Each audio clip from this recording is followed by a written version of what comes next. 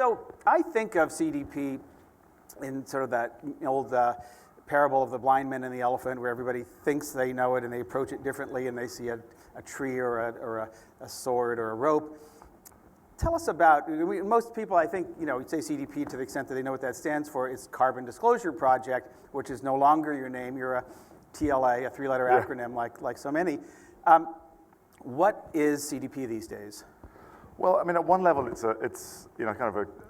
the boring level perhaps would be to describe it as a quasi-regulatory natural capital disclosure platform. Okay, that's blah, boring. blah, blah. So what's but what it really is a massive movement with, hundreds of investors, thousands of businesses, and tens of thousands of people, many of them in the room, all working on the basis that business is massively affected by the constraints of the planet and has a responsibility and the ability to address those constraints. Okay, now that sounds like the home page. Okay. So let's drill down a couple of pages.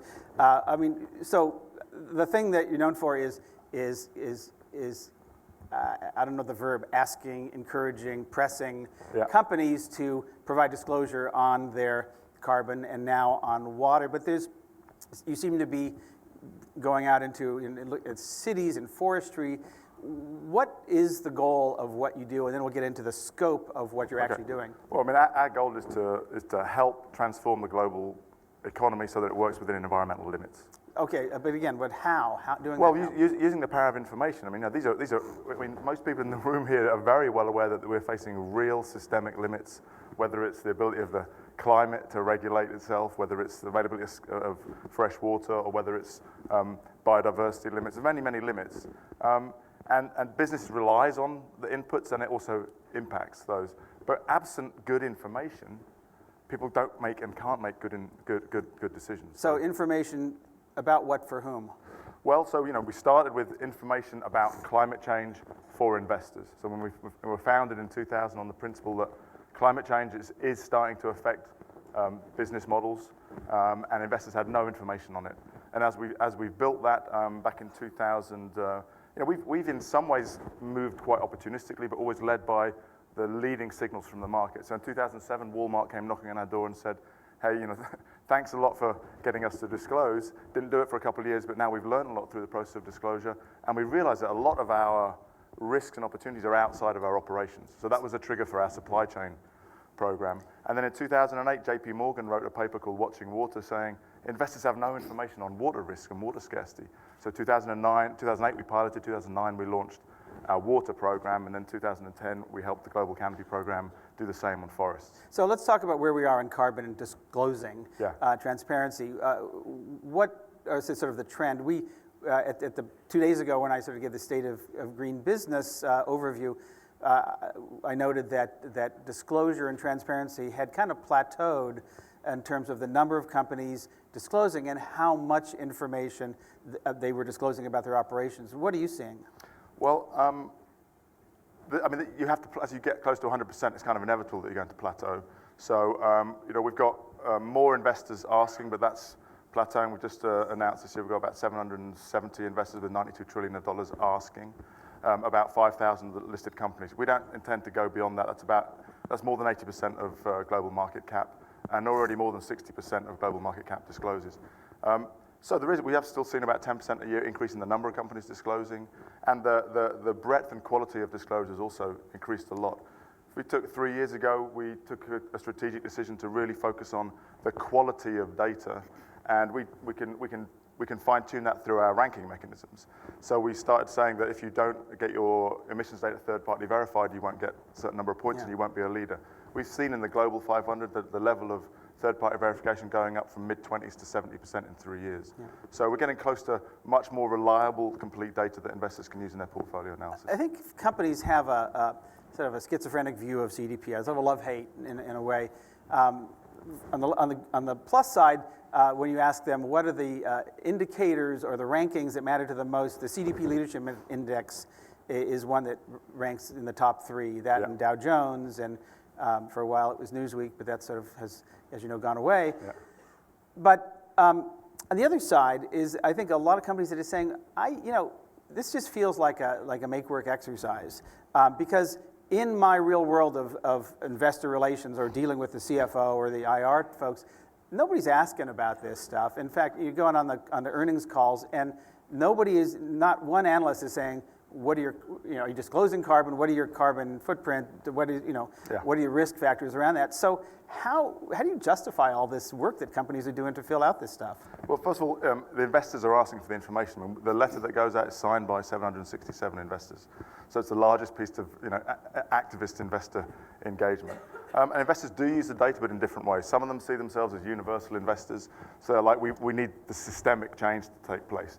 If you talk to David Pitt Watson of Hermes Asset Management, he would say that it's knowing that executives are going through that extra process of governance, which is what we want to see.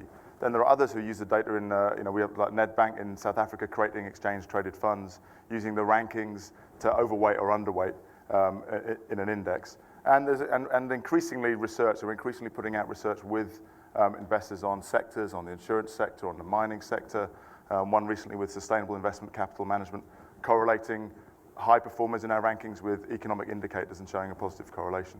So there's, I think we're seeing a new wave of analysts coming through. I mean, this is a kind of generational shift. So we see, the data on Bloomberg, we see 6 million hits on this kind of data on a monthly basis, and more and more education in the analyst community. When you say 6 million hits on this kind of information, you're talking about the 300,000, 325,000 Bloomberg terminals that the analysts are looking at, and this kind of data being ESG data in general, so not specifically CDP. We have our data on there. I think we get about 1 million hits every 6 weeks on Bloomberg terminals on our data. Yeah. But that's a small part of a much bigger data set. So now you took on water a couple of years ago, so to speak. Taking it on now. Yeah, taking it on now. And how's that going?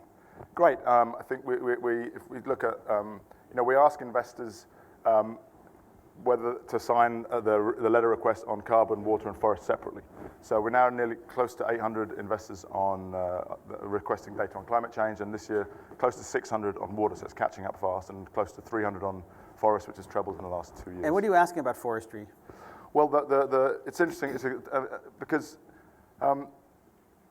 the work on forestry is we don't ask about forests, right? We ask about... Rule number one of forestry is don't talk about forests. Well, it's a very difficult question to ask a company is, what's your reliance on and impact on deforestation, right? That's a pretty difficult question. Because they don't know. Because they don't know. Yeah. But what they do know is which commodities they rely on. And we talk about the forest risk commodities, palm oil, beef, soy, and obviously timber. So as a lens through which to engage with business, we think this commodity lens is the most powerful lens for engaging with some of the issues around natural capital beyond climate and water. So forest is just or timber and wood and pulp is just the beginning of a commodity lens that you're now applying. Well, so in the forest world, now for 4 years we've been applying this commodity lens, and we think this is much more powerful than talking about ecosystem services and biodiversity, because they're mostly driven by the effects of these commodities. So are companies going to be getting this, starts to rival a GRI kind of checklist or something from CDP saying we want you to be disclosing these 3, 5, 7, 20 things, or where's this going? Well, I think we're limited to natural capital. So if you look at the great work that Trucost did for TEEB on the Natural Capital Coalition, climate, water, and forest accounts for about 79% of the natural capital at risk, so to speak.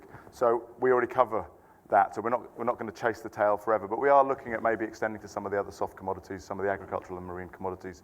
Of course, that's a smaller number of companies in a smaller number of sectors, but we'll do that in a slow rate over the next 3 to 5 years. But it'll be driven by the demands from investors to start seeing that kind of disclosure. So you're going to be talking about to the basic resources industries as opposed to the product manufacturer using that? So are you going to be looking at... No, both. I mean, I think one of the things we've learned from our work on water and forest is that the level of understanding of risks in the supply chain is still very low. I mean, starting to get quite good disclosure around operational risks and opportunities on water.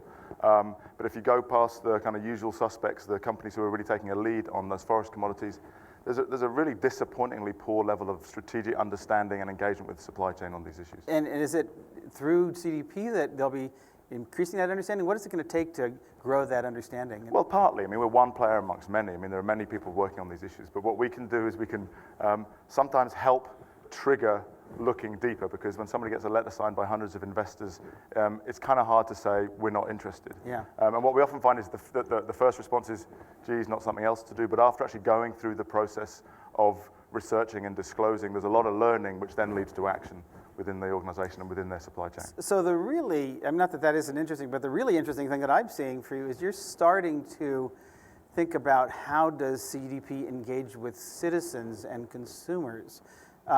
What can you tell us about that?